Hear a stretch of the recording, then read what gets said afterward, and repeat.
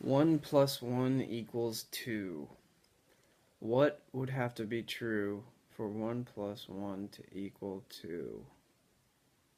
Well, we know that it does, assuming we believe that 1 plus 1 equals 2, which is one of the simplest, most accepted, most accessible truths in all of science and philosophy.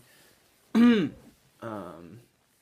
so 1 plus 1 equals 2 implies all of the other truths about all of the other mathematical truths. So 1 plus 1 equals 2 implies 2 plus 1 equals 3, and yada yada yada.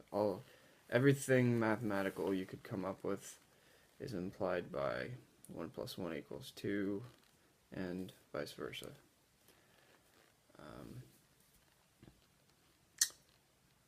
So 1 plus 1 equals 2. Addition. What is addition? So what's going on in there in 1 plus 1 equals 2? You've got addition, you've got equivalence. If there's no such thing as equivalence, then 1 plus 1 equals 2 doesn't mean anything.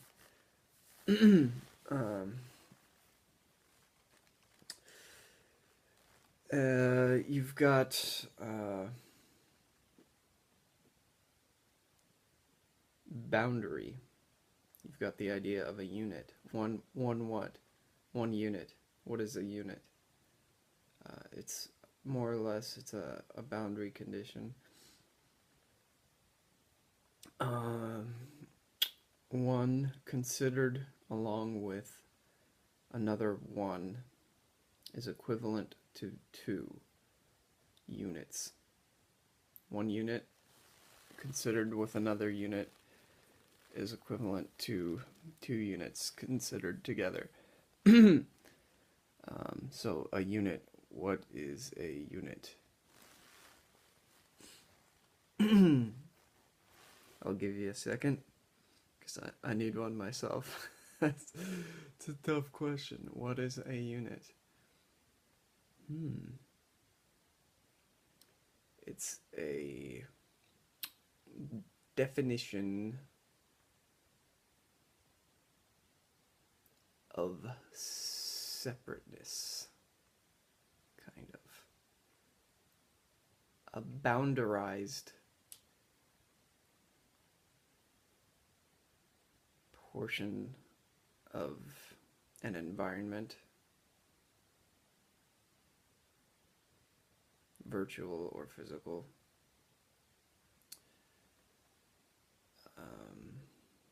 The boundary of which is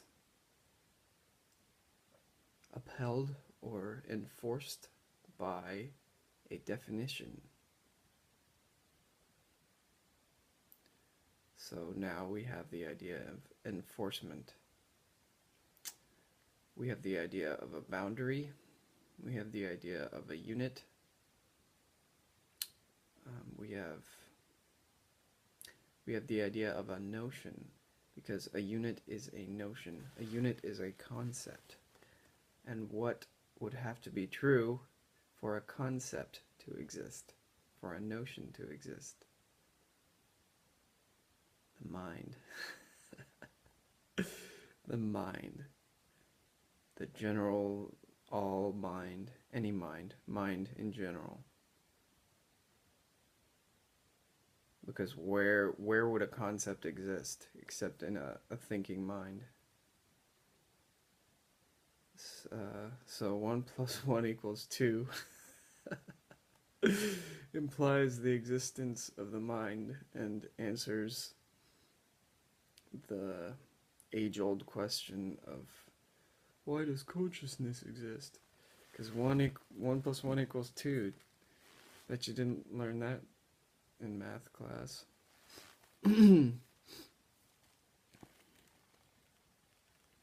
Equivalence. 1 plus 1 equals 2. It equals it.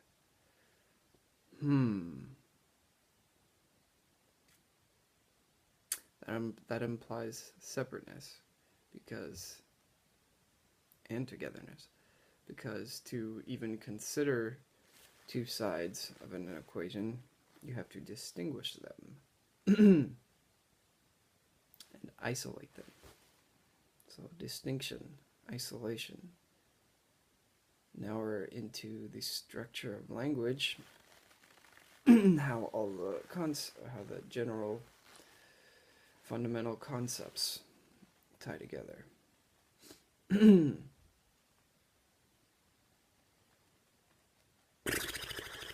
tired. I should have made this tomorrow. Ooh, let's see if we can get time out of it. Okay, 1 + 1 = 2.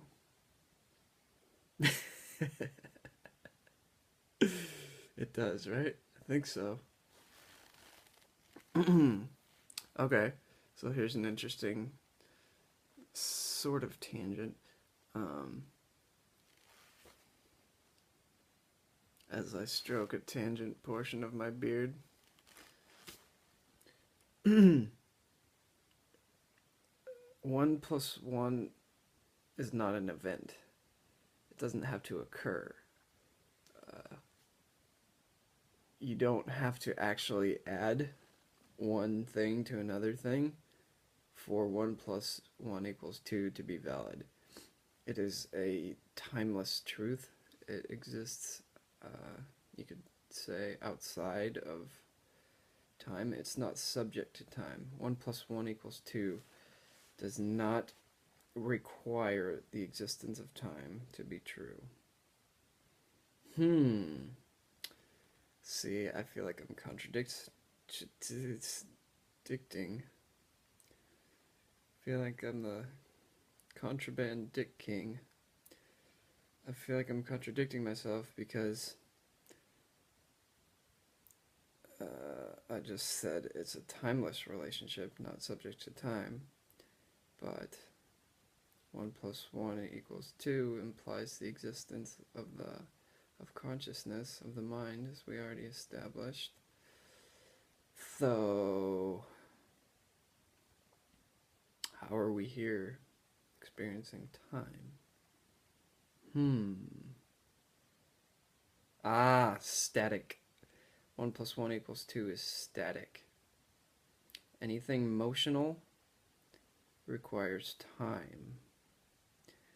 So let's see.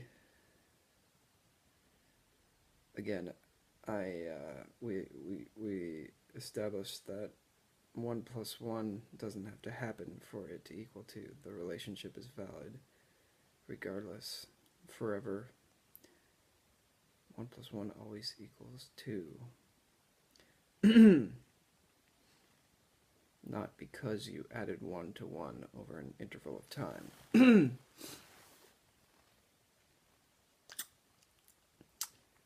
So we have the idea of static truth here.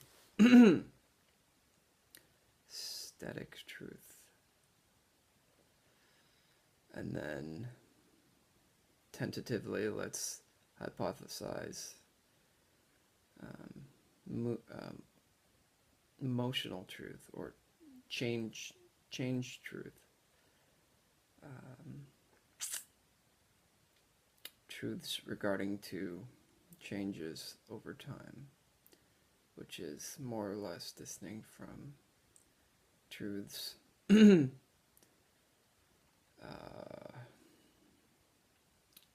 not subject to time, such as 1 + 1 = 2. Okie dokie.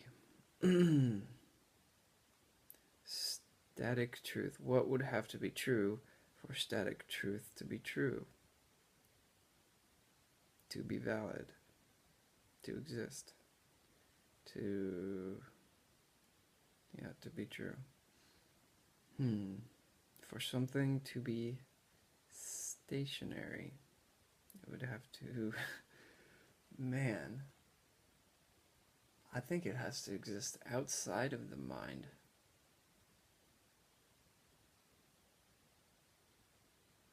I'm thinking here that the mind can only know itself through change,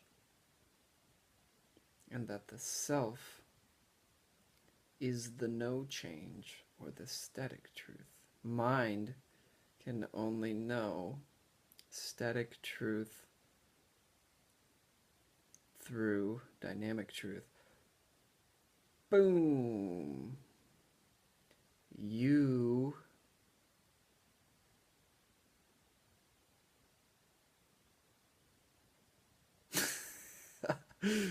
I'm tired. I should have made this. Yeah, whatever.